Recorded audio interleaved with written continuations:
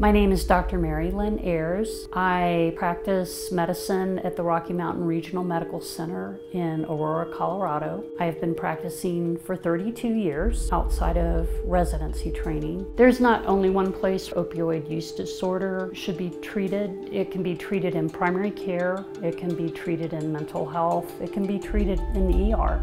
I think everyone can play a role collaborating with mental health and their whole primary care team. We huddle 30 minutes before my clinic starts, and everybody has something to bring to the table. And so you need to leverage everybody's talents, and that will make the experience better for the patient.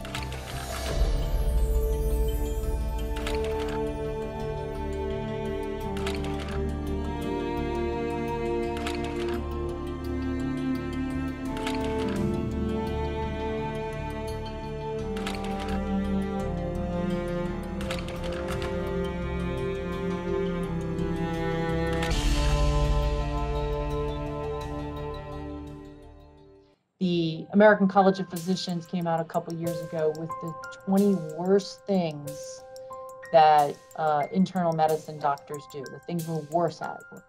Don't use evidence-based medicine. Number 1 was nicotine.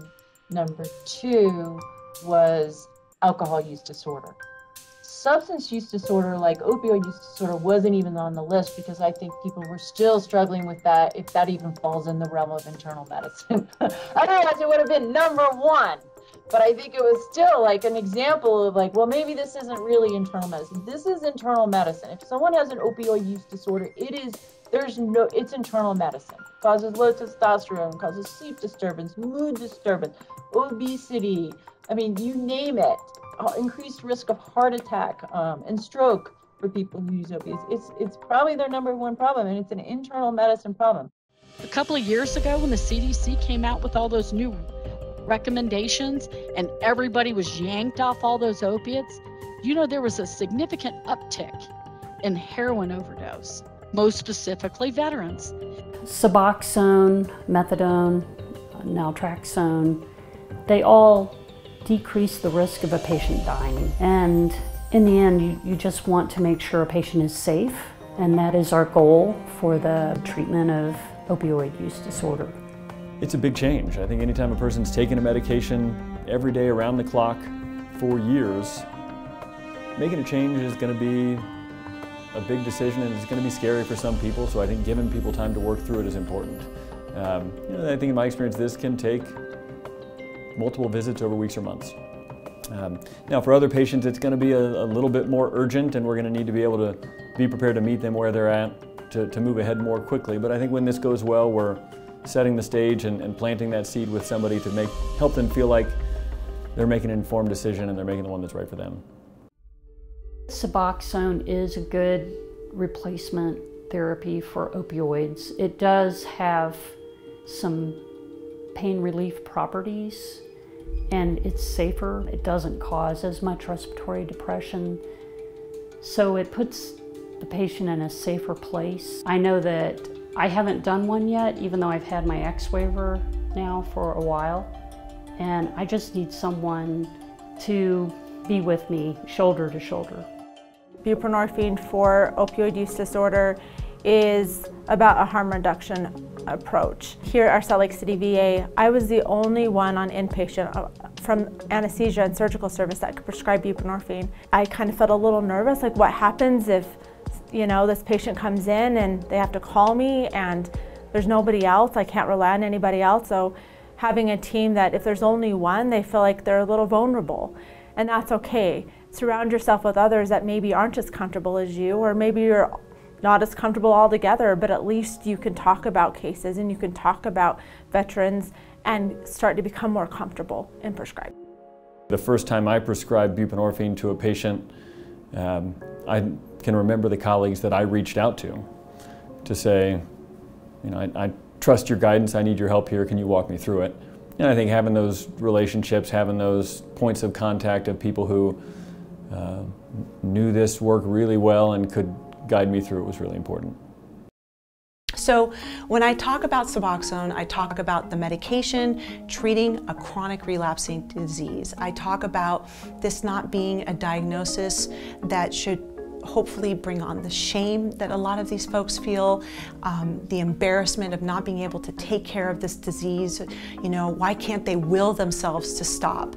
And I asked for permission to provide them a medication that may allow them to get to a place where they don't fixate on this substance, where they feel that they are able to focus on other things in life besides whatever substance of use that they're presently dependent on, the substance that they're dependent on. So I try to keep it simple, and I try to make the medication be exactly that, a medication to treat a chronic relapsing disease, and pull back all those other layers that they oftentimes come into the clinic with, and be very matter of fact. And sometimes, you know, and I think asking those open-ended questions and that permission to communicate or educate in regards to the medication can be really empowering, because it's not about me telling them what to do, it's about me providing them an option to maybe get where they want to get. We are dealing with a situation that requires a lot of compassion, a lot of understanding, and a great deal of humility on the part of the provider.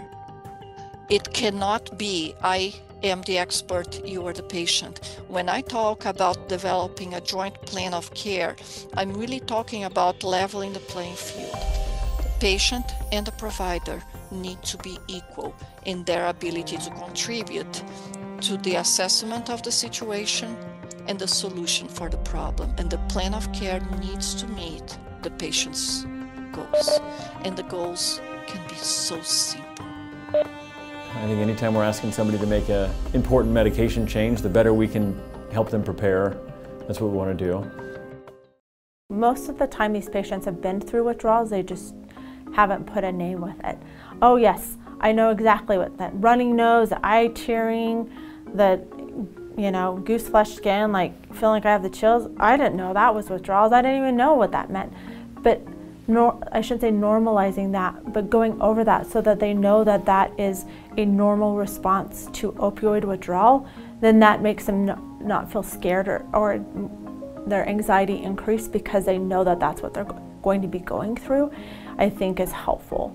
Knowing that there's possible medications that if you feel that it could be indicated might help with symptom management, and going over that with them too, so that they feel that there's things to feel supported with that you're able to offer them. It takes a little extra time when you're first learning about the medication and getting used to prescribing it and managing it for the first several patients. But after that, I personally don't feel like it is a big time suck. It does require monitoring, both with toxicology screening and checking the state's drug registry when you have visits with the patients. The goal is to establish a working relationship with the patient, just like with any other medical problem. Your job is to make recommendations based on the data that you have, and work with the patient to establish goals and meet them. If you're a new prescriber and you're interested in starting this, realize that there are a lot of resources out there, and understand that it's not going to ever be perfect, just like anything else. And the best thing about treating this disease, just like any other disease, is the wonderful thing about seeing people get better and reach those goals, and even better yet, when they're struggling and they need you, that they have that trust to come back. So I think talking them through, just like you would talk to a patient who's starting chemotherapy, bad chemotherapy and radiation, who's going to be sick and miserable. I call them up, and sometimes they're like, yeah, I feel like horrible, leave me alone, I'm not going to take that personally. I understand they feel horrible. And the next week I'll call them back, or have my nurse call them. How you doing? How you feeling? This is hard what you're going through. So a lot of cheerleading and a lot of support, a lot of education. I kind of think of it like cancer. every patient diagnosed with breast cancer, there's going to be some work. We're going to need a team of people. There's going to be a lot of education, a lot of patients. There's going to be a lot of bumps in the road. You know, I'm not doing this anymore. I'm not getting this chemo. I feel too sick. I'm not doing it. I hate you guys. But that's part of, you know, we're okay with that when we're dealing with breast cancer. We need to be okay with it when we're dealing with people with addiction. We were not prepared, we were not equipped to start medication treatment for opioid use disorder in primary care, and he came to me and asked for help, and I tried to help, and that help involved going somewhere else. And he never made it there, and I think that was a real missed opportunity. And so that stuck with me as a time where I could begin to envision how that would have gone if I had been ready in that visit with that veteran to meet him there. And it's just unquestionable that it would have been better. And it's a mistake I don't want to make again. I have a very memorable patient who had suffered with chronic pain for a long, long time. And in the course of his life challenges, made some bad decisions along the way, bought medications, abused marijuana and even methamphetamines occasionally. And he had a history of substance abuse as well. So at one point, I just told him, hey, you know, I'm not comfortable prescribing hydrocodone anymore. I offered him some alternative pain treatments, but he was still just miserable most of the time, and still dabbling in alcohol in particular and marijuana to try and take away some of his pain and alleviate what I later recognized as opioid withdrawal symptoms and terrible opioid cravings intermittently. You know, it was actually several years, unfortunately, between the time that I told him that I was no longer willing to prescribe opioids and learning about buprenorphine for the benefit of my patients. And I suggested that it might be something that we would try. He was eager to give anything a try that might help with his pain. The induction was easy because he hadn't been on opioids for a while. Within 2 weeks, he said he felt better in all respects than he'd felt in years, since the last time he could remember. I questioned him on that, and what he really meant was that his pain was better controlled. He wasn't experiencing withdrawal symptoms any longer. He wasn't craving opioids. He finally started making some appointments that I had been working with him to keep for a long, long time. One was with a rheumatologist to try and figure out why he was having these terrible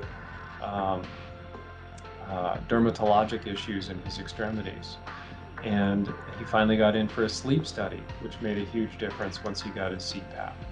And his diabetes suddenly was much better controlled because he was actually taking his medications and engaged in the process. And so, you know, this veteran's total world turned around by the fact that I learned about a new tool that I could use to his benefit.